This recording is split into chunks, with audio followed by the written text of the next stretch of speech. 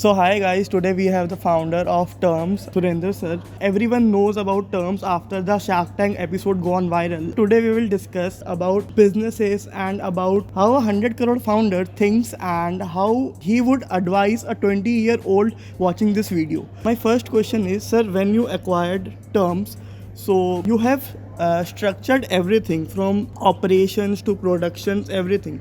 So what was the flow of structuring that process? I think first of all, I'm glad that we are at this stage and talking to people whom we can inspire. And as you rightly said, 20 years, those who are thinking of their own business. Yeah. And I'm glad to share my story, which can inspire them. I think coming to your question, first of all, whenever any business, any concept, when you have, you will not be the only one who will drive the complete business. Yeah. First of all, Yeah. the team has to be done. Yeah. So if the team has to be built, you cannot have first day 10 or 50 people. Yeah. So you go gradually and all that. Okay. So I think in our case also, the first thing is that you have to have some product. So we started from the production team. Then we had, because we are very R&D heavy. So I think when we have done a lot of R&D on these coatings and sustainable material, Okay. I think we had an innovation team build up. Yeah. And then when your business starts, you will have to have a finance team. All right. So that's how we graduated. And once you start selling, then you have to have customer support, customer management, order management. When the orders start growing, then you have to have a structured warehouse. This is how we have grown.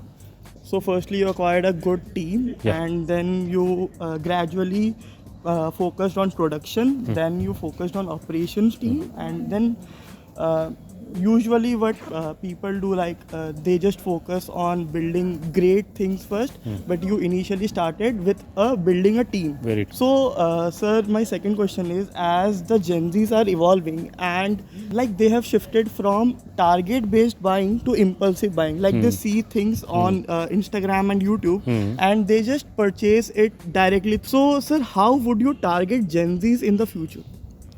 See, as we have to, as in, in marketing, we say you have to be there where your customers Yeah. are.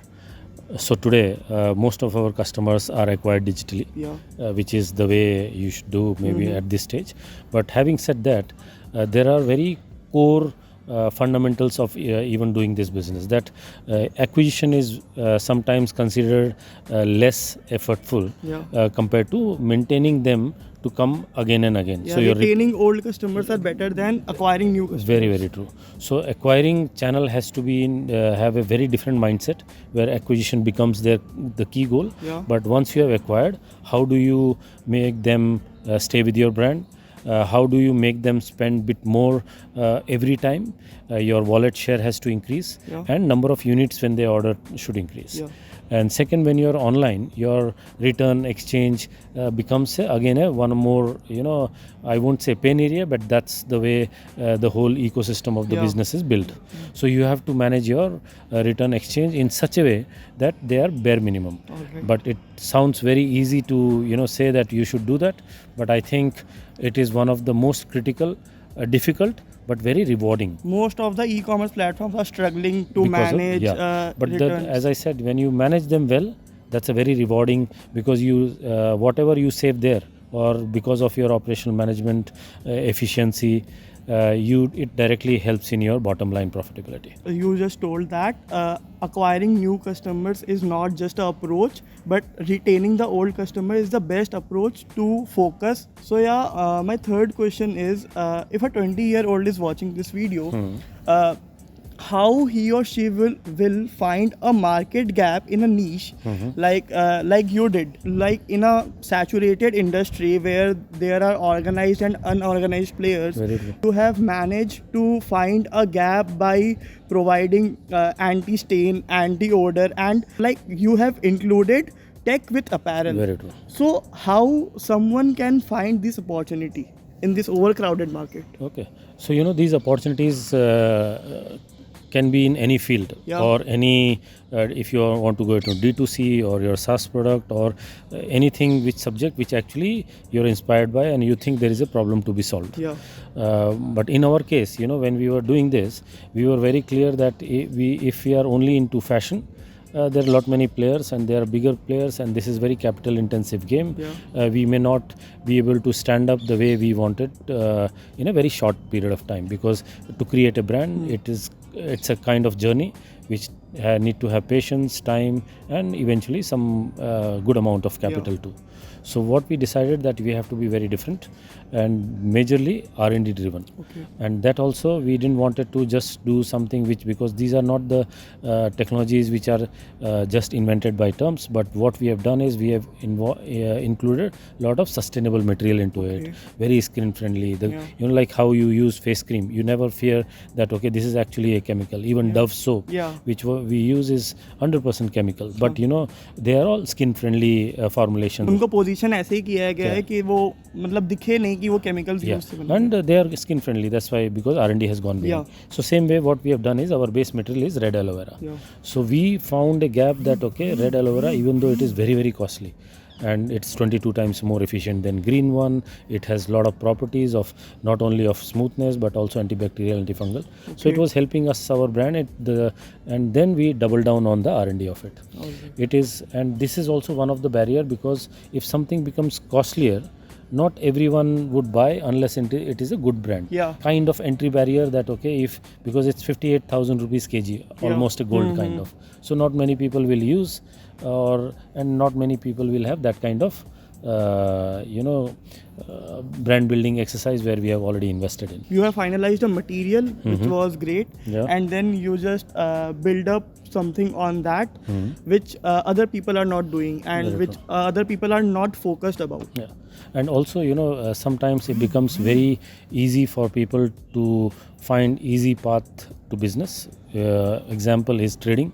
You buy something and you at a particular price, you sell at a particular. That's a very very traditional way of doing it. I'm not saying that's good or bad, but I think when you have chance to do something great, I think innovation and R&D is the way forward, where a lot of investment and mind share should go in, and that will give you a very long term path to build a business, and more than business, a sustainable business where people will buy. And if you are into a startup kind of, even investors will value that more than trading. Let's conclude this. And what would be your advice to a 20-year-old watching, and like he or she wanted to be an entrepreneur, and like what's your advice for them?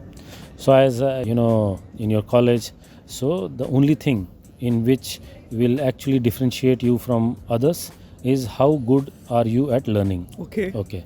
And when I say learning, it's not only the classroom learning, it also goes beyond classroom. When I say beyond classroom, like the kind of session, I really appreciate even Mr. Suman.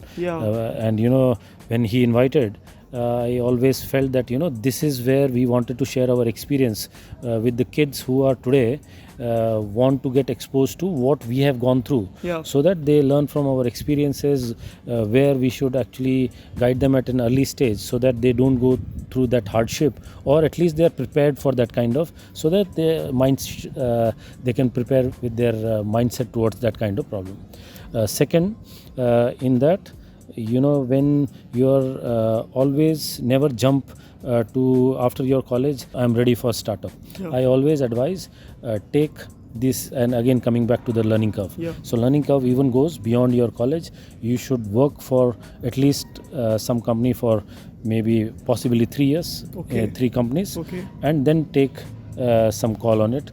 So you will be able to understand, because your idea may be good, but there are many other ecosystem, which means your team building, how you people manage finance, how they manage their day-to-day routine, how all these complex things are being managed at a bigger level. At least if you are able to grasp something of it, you can put it in your idea as a startup, and then you can take it further from there. All right, sir. We would like to hear from Suman sir also. No, one thing I want to snatch away from Surinder. Knowledge gives, the patience, and when you have patience, you'll be having a very fantastic passion to drive it, right? So passion comes from the patience, and patience comes from knowledge. So, and I'm wearing this shirt. Very nice feeling. Terms. And this is anti-stain. You can drop coffee, tea, anything on it. Yeah, and that's it will survive. that remarkable technology, textile technology. So we are fortunate enough to listen to him. It was my pleasure, and in fact, much better than what I expected. Great. Thank you so much for Thank coming you here. so much, sir, Thank you. for It was my this. pleasure. Yeah. All the best. Thank you so much, Thank sir. you.